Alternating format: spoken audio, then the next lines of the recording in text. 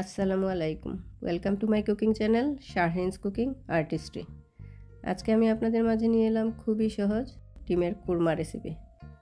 আসলে এই রেসিপিটা কারো অজানা নয়, কিন্তু এক একজনের রান্নার ধরন হয়তো এক এক রকম। তাই আমার রেসিপিটি দেখার জন্য আমার সাথে থাকুন। এখানে আমি 17টার মতো ডিম সেদ্ধ করে নিয়েছি। এর মধ্যে দিয়ে দিলাম সামান্য লবণ, দিয়ে এটা ভালো করে মিক্স করে নেব। এখন একটি কড়াইতে 1/4 কাপ তেল দিয়ে এটাকে হালকা বাদামি করে ভাজবো, খুবই হালকা ভাজবো। আমি আবার ডিম খুব বেশি ভাজা পছন্দ করি না, কারণ ডিমের চামড়াটা রাবার রাবার হয়ে যায়।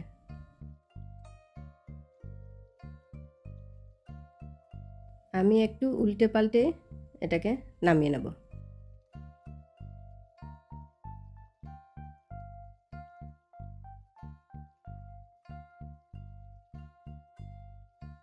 এখন একটি প্যানে 1/3 কাপ তেল নিয়ে নিচ্ছি। এর মধ্যে দিয়ে দিচ্ছি 3-4 পিস দারচিনি ও এলাচ।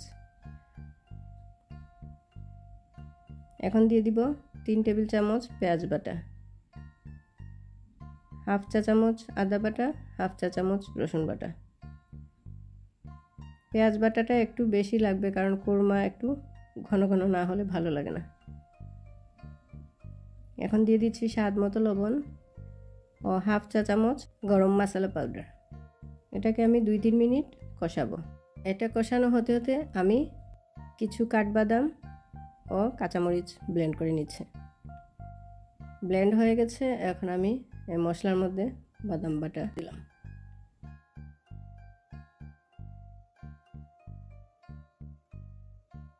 এখন দিয়ে দিচ্ছি 1 কাপ দুধ। এখন আমি এটাকে একটু সময় কষাবো। দিয়ে দিলাম সামান্য বেরেস্তা ও কিছু কাঁচামরিচ।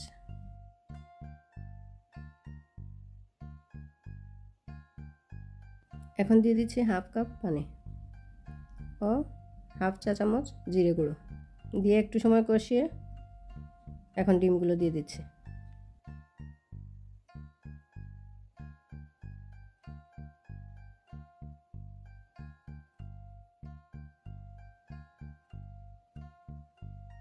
এখন দিয়ে দিচ্ছি 2 চা চামচ ঘি, এতে ফ্লেভারটা অনেক ভালো আসবে।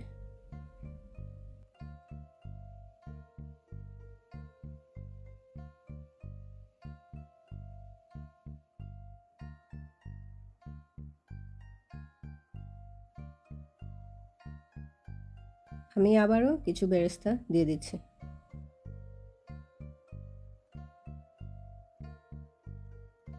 এখন ভালো করে একটা জাল করে একটু ঘন ঘন হলে এটা আমি নামিয়ে নেব।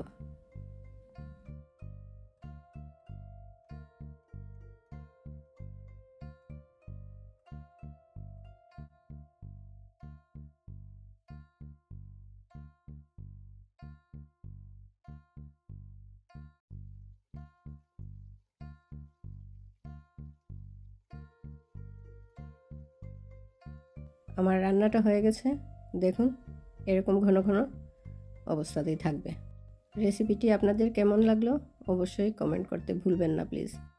যদি রেসিপিটি ভালো লেগে থাকে তাহলে একটা লাইক, কমেন্ট ও সাবস্ক্রাইব করতে ভুলবেন না প্লিজ। আর ফেসবুক থেকে দেখে থাকলে একটা লাইক ও ফলো দিয়ে আমার সাথে থাকবেন।